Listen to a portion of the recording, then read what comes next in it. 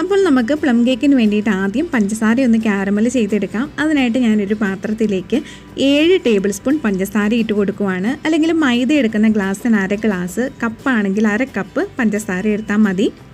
അപ്പോൾ പഞ്ചസാര ഇവിടെ മെൽറ്റാകാനായിട്ട് തുടങ്ങിയിട്ടുണ്ട്. അപ്പോൾ നന്നായിട്ട് മെൽറ്റായി വന്നു.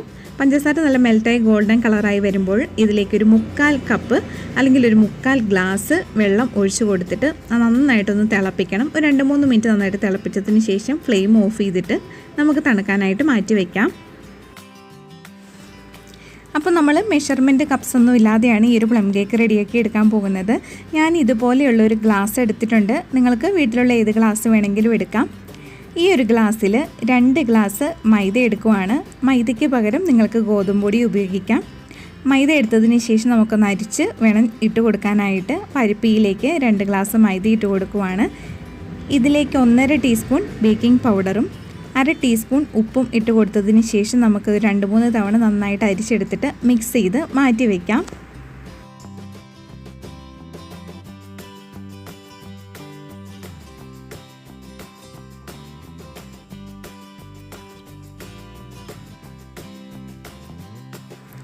അടുത്തതായിട്ട് നമുക്ക് ഈ ഒരു കേക്കിലേക്ക് ബട്ടർമിൽക്ക് ആവശ്യമുണ്ട്. അതിനായിട്ട് ചെറു ചൂടുള്ള 1/2 ഗ്ലാസ് പാൽ നമുക്കൊരു ബൗളിലേക്ക് ഒഴിച്ചു കൊടുക്കാം. ഇതിലേക്ക് 1 ടീസ്പൂൺ വിനാഗിരിയോ അല്ലെങ്കിൽ 1 ടീസ്പൂൺ നാരങ്ങാനീരോ ചേർത്തിട്ട് മിക്സ് ചെയ്ത് നമുക്ക് മാറ്റി വയ്ക്കാം. ഇനി നമ്മൾ പ്ലം കേക്കിൻ്റെ ബാറ്റർ റെഡിയാക്കാൻ പോകുന്നത് ബീറ്റർ ഉപയോഗിച്ചല്ല, മിക്സിയുടെ ജാറിലാണ്. അതിനായിട്ട് നല്ല ഡ്രൈ ആയിട്ടുള്ള മിക്സിയുടെ ജാർ എടുത്തിട്ട് അതിലേക്ക് 1/2 ഗ്ലാസ് പഞ്ചസാര ഇട്ട് കൊടുക്കാം. മൈദ എടുത്ത അതേ ഗ്ലാസ്സിൽ വേണം പഞ്ചസാരയും ബാക്കി എല്ലാ സാധനങ്ങളും എടുക്കാനായിട്ട്. പിന്നെ നമുക്കിതിലേക്ക് സ്പൈസസ് ആവശ്യമുണ്ട്. അതിനായിട്ട് ഞാൻ 1 പീസ് കറുവപ്പട്ട, 3-4 ഗ്രാമ്പു, 3-4 ഏലക്ക, ജാതിപത്രി ഇത്രയും പഞ്ചസാരയുടെ കൂടെ ഇട്ട് കൊടുത്തിട്ടുണ്ട്. നമുക്ക് നന്നായിട്ടൊന്ന് പൊടിച്ചെടുക്കണം. ഇനി ഇങ്ങനെ പൊടിക്കുന്നില്ല എന്നുണ്ടെങ്കിൽ ഗരം മസാല ഉണ്ടെങ്കിൽ നമ്മൾ മൈദയൊക്കെ അരിക്കുന്ന കൂട്ടത്തിൽ 1 ടീസ്പൂൺ ഗരം മസാല ചേർത്ത് കൊടുത്തിട്ട് അരിച്ചെടുത്താൽ മതിയാവും. ഇനി ഈ പഞ്ചസാരയിലേക്ക് നമുക്ക് 1 കോഴിമുട്ട പൊട്ടിച്ചൊഴിച്ചിട്ട് അതും കൂടി നന്നായിട്ടൊന്ന് അടിച്ചെടുക്കാം.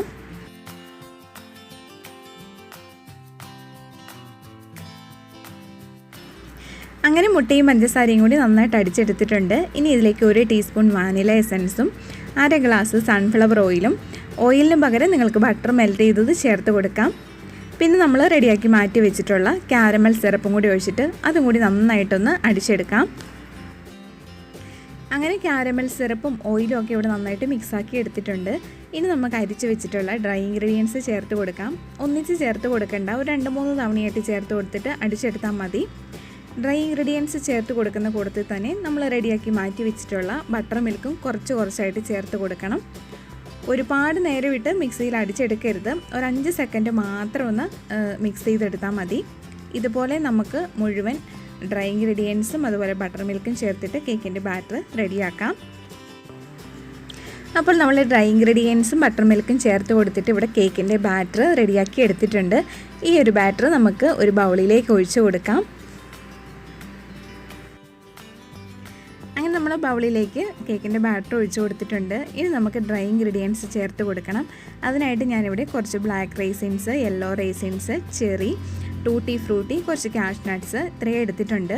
ഇത് നമ്മൾ മൈദയിൽ മിക്സ് ചെയ്യുമൊന്നും വേണ്ട, ഡയറക്റ്റ് ചേർത്ത് കൊടുക്കാം.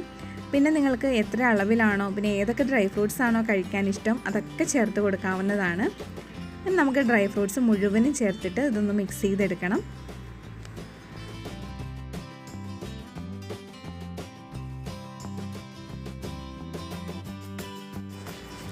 അപ്പോൾ ഡ്രൈ ഫ്രൂട്ട്സ് ഒക്കെ ചേർത്തിട്ട് ഇവിടെ കേക്കിൻ്റെ ബാറ്റർ റെഡിയാക്കി എടുത്തിട്ടുണ്ട്. ഞാനിവിടെ 7 ഇഞ്ചിൻ്റെ ബേക്കിംഗ് ടിന്നിൽ കുറച്ച് ഓയിൽ സ്പ്രെഡ് ചെയ്തിട്ട് ബട്ടർ പേപ്പർ ഇട്ട് വെച്ചിരിക്കുന്നതാണ്. അതിലേക്ക് നമുക്ക് കേക്കിനുള്ള ബാറ്റർ ഒഴിച്ച് കൊടുക്കാം. ഞാനിവിടെ ഇഡ്ഡലി ചെമ്പിൽ വെച്ചിട്ടാണ് ഒരു കേക്ക് ബേക്ക് ചെയ്യാൻ പോകുന്നത്. അതിനായിട്ട് ഇഡ്ഡലി ചെമ്പിൽ ഞാനൊരു പാത്രം വെച്ച് കൊടുത്തിട്ടുണ്ട്. അതിന് ശേഷം നമുക്ക് അടച്ച് വെച്ചിട്ട് ഹൈ ഫ്ലെയിമിൽ ഒരു 10 മിനിറ്റ് ഒന്ന് പ്രീ ഹീറ്റ് ചെയ്തെടുക്കണം. ഓവനിലാണെങ്കിൽ 180 ഡിഗ്രി സെൽഷ്യസിൽ ഓവൻ 10 മിനിറ്റ് പ്രീ ഹീറ്റ് ചെയ്തതിന് ശേഷം 160 ഡിഗ്രി സെൽഷ്യസിൽ ഒരു 50 മിനിറ്റോളം ബേക്ക് ചെയ്തെടുക്കണം. ഇത് നമുക്ക് കുക്കറിൽ ഡയറക്റ്റ് ഒഴിച്ചും അതുപോലെ സോസ് പാനിൽ ഡയറക്റ്റ് ഒഴിച്ചും ബേക്ക് ചെയ്തെടുക്കാം.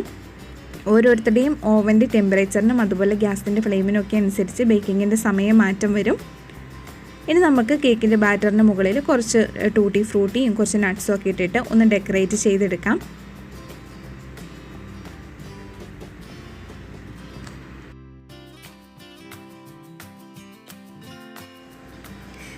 അപ്പോൾ കേക്കിന് മുകളിൽ ഡെക്കറേഷനൊക്കെ ചെയ്ത് കഴിഞ്ഞാൽ നമുക്ക് കേക്ക് ബേക്ക് ചെയ്യാനായിട്ട് വെക്കാം.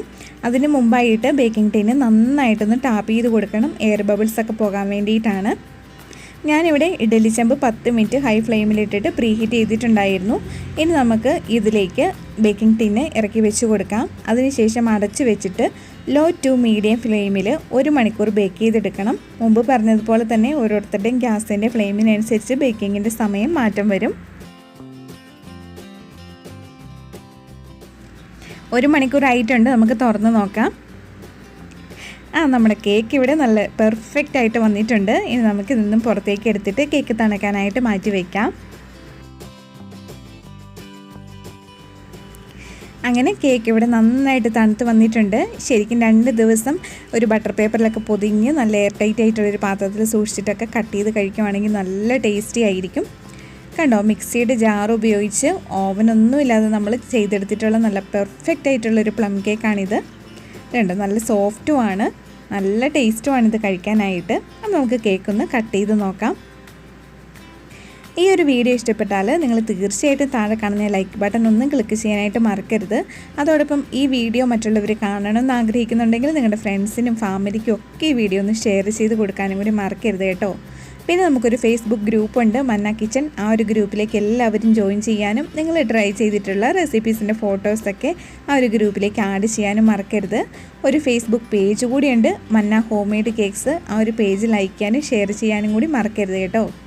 അപ്പോൾ നമുക്ക് വേറൊരു അടിപൊളി റെസിപ്പി ആയിട്ട് അടുത്ത വീഡിയോയിൽ വീണ്ടും കാണാം. Thank you for watching.